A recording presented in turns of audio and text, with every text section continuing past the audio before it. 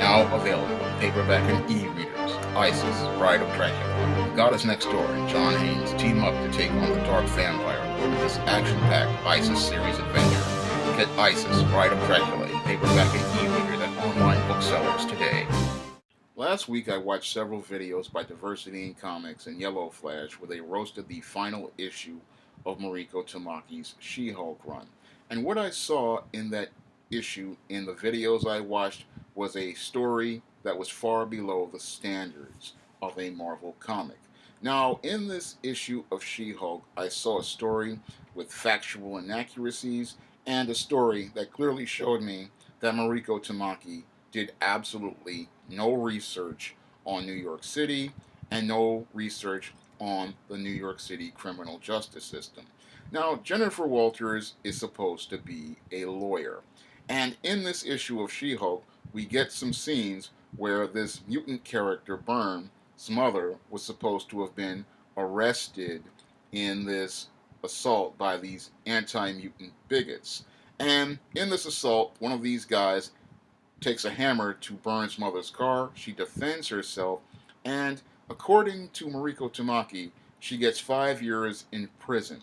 Now, that's not how the criminal justice system here in New York works. Now, usually in this type of assault, it's usually a misdemeanor, and a person usually is processed through central booking, and they're usually given a desk appearance ticket, and usually they have to come back, and then usually if they have a lawyer like Jennifer Walters, they get community service. I know this because when I was writing my novel, The Legendary Mad Matilda, which was supposed to be about an African-American goth who was hosting a rave, and then the rave got busted, she got arrested.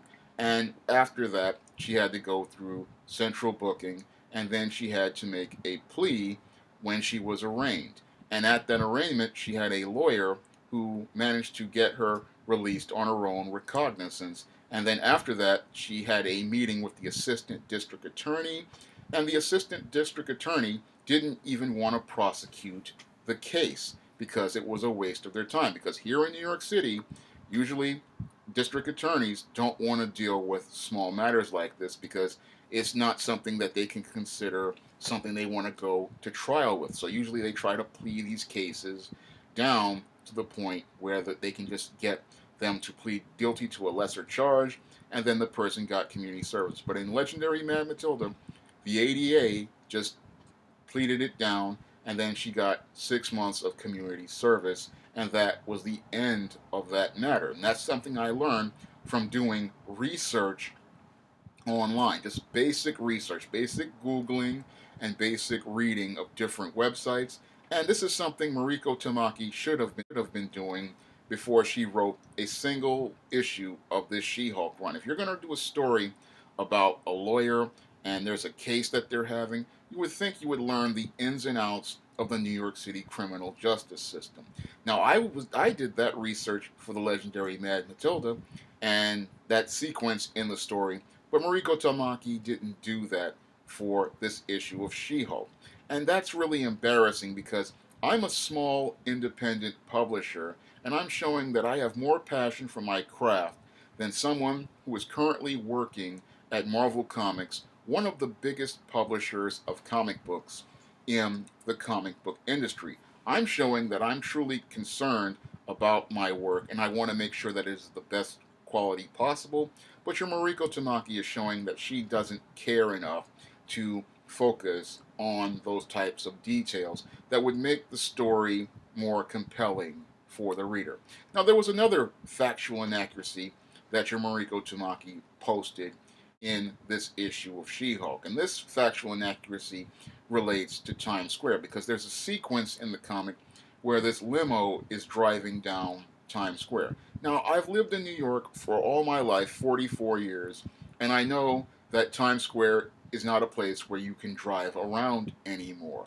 And I know this because during the era of Michael Bloomberg's mayoralty, he changed Times Square to a pedestrian walkway area. So you can go anywhere from, I say, about 47th to about 42nd, and it's blocked off with a pedestrian walkway. It's all pedestrian walkways, and in those pedestrian walkways all you're going to see are tourists sitting down in different chairs, and you're going to see people walking around, and then you're going to see people in costumes who are there trying to get pictures from tourists and get money from tourists, and you're going to see the topless desnudas who are around in these topless with body paint on and G-strings, and they're wearing headdresses, and that's what you're going to see in Times Square. And also you're going to see are an army of police officers patrolling Times Square.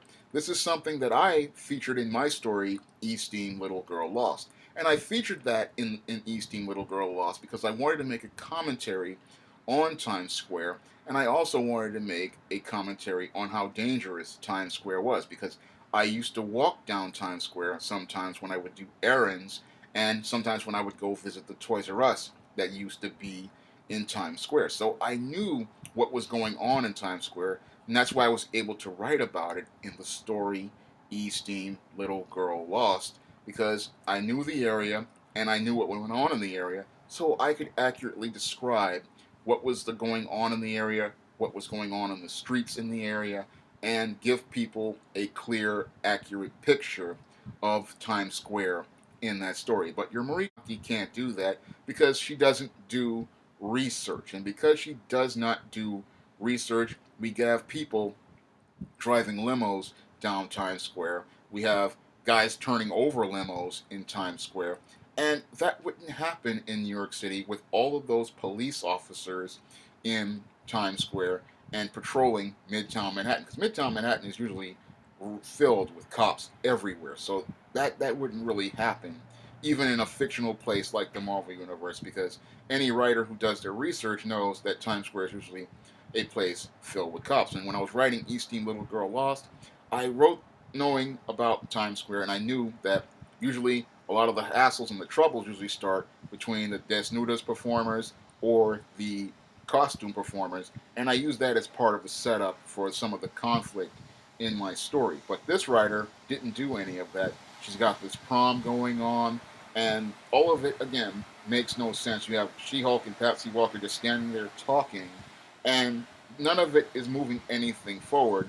And then we have this bigot character, and I look at that story, and again, it just showed me this writer didn't do any research on the area. She did not do any research on the community. She did not do any research on the Marvel Universe.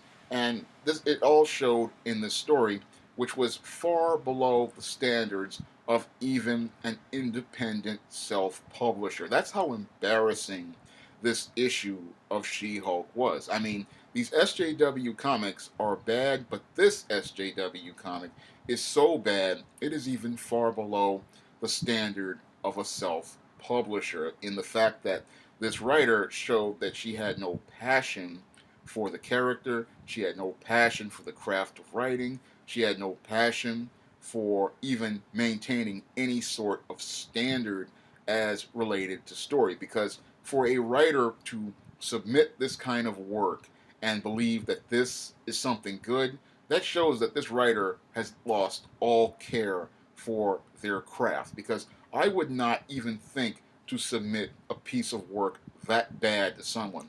And for an editor to sit there and say and accept this work shows how far low the standards have fallen at Marvel Comics. Because any other publisher, trade publisher, would look at that story and say to themselves, this story is far below any sort of standard.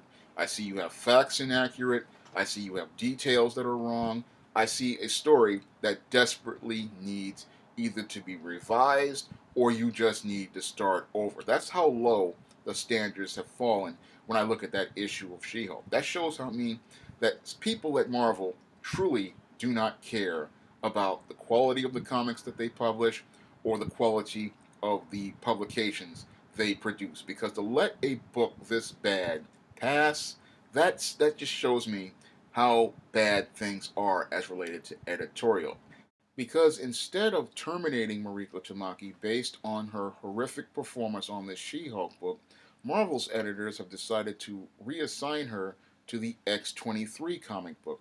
Now, here is a comic book writer who has shown us that she cannot take 12 to 13 issues and give us 3 story arcs in an overreaching story arc, because that's the standard that a quality comic book writer can produce in.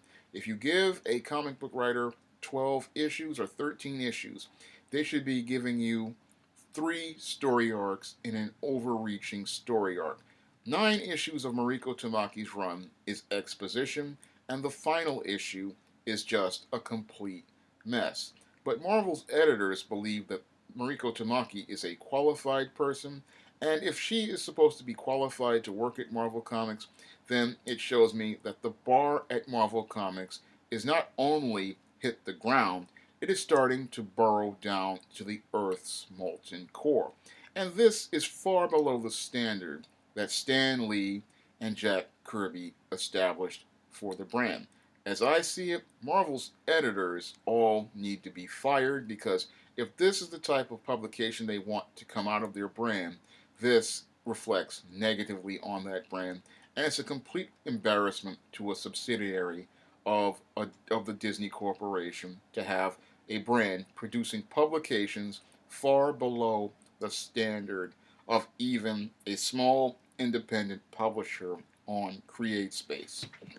I mean, C.B. Cebulski, he really needs to get on things, because if this is the type of book that he wants to have with his name on it, then it's going to show me that he really doesn't care about standards as related to Marvel Comics. Now, at SJS Direct, I care about standards. And when people told me about typos in my books back in 2009 and 2010, I made efforts to learn more about editing to improve the quality of my books. And at this point, they are far better than when I started publishing in 2002, where these days I have books with minimal errors, if there are any, and that's all due to me being dedicated to my craft and wanting my books to be the very best.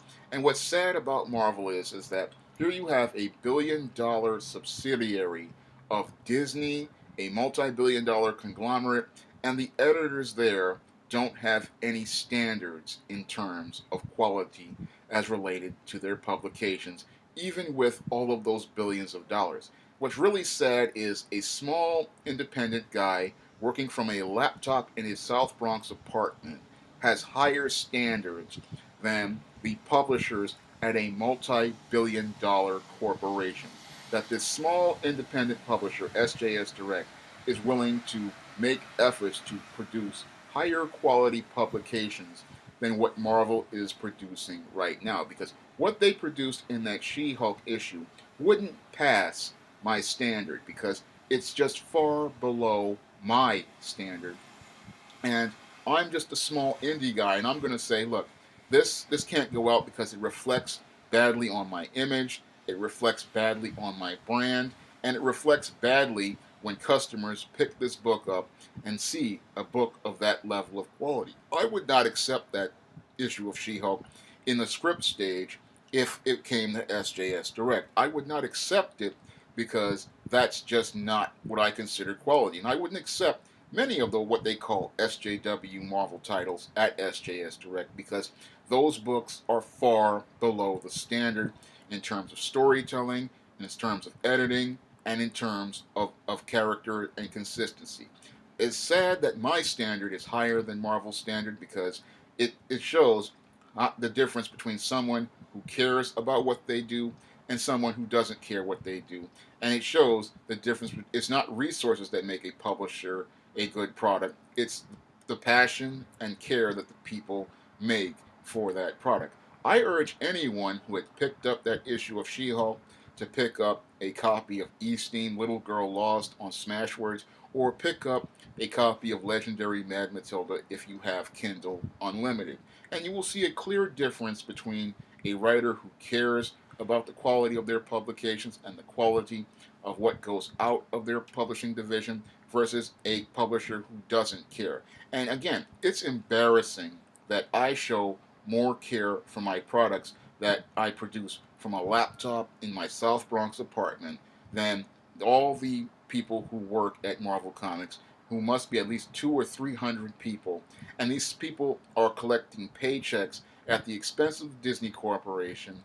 And these people show how little they care about Marvel Comics, how little they care about Marvel's reputation, how little they care about Marvel's brand and how little they care about what they produce with that Marvel label on it. When I produce books on the SJS Direct imprint, I see it as a reflection of myself, and because I see it as a reflection of myself, I want to make sure that those books are of the highest standard in terms of quality, and I want to make sure that those books leave a lasting first impression on the reader that gives them an incentive to go out here and buy more books and then tell their friends about their books. The word of mouth that this She-Hulk book is getting is negative, and that negativity is one of the things that is leading to Marvel having the complete decline in sales. If I were working at Marvel Comics, Mariko Tamaki would not be working at Marvel Comics because the work she produces is far below the standard I would consider for a Marvel comic. Because what I consider the standard for a Marvel comic is a book that is supposed to be of the highest quality and presents the superheroes that are supposed to be considered the gold standard for superheroes. What I saw in that issue of She-Hulk was not the gold standard as related to superheroes. It was the garbage standard as related to superheroes. And Marvel needs to start digging itself out of the gutter and aiming higher because they can do better than substandard, and substandard should not be the standard for a Marvel comic. If the SJS Direct standard is the gold standard, then the Marvel standard should be the same level. It's set. I mean, $1 billion company should be aspiring to do better and being the best, and not trying to settle for less. If you'd like to try Eastine Little Girl Lost, you can click the link and it'll take you to Smashwords where you can download a free copy. And if you want to try Legendary Mad Matilda, you can go to Kindle Unlimited and download a copy there. That's all I have to say for this video. You can comment, rate, and subscribe.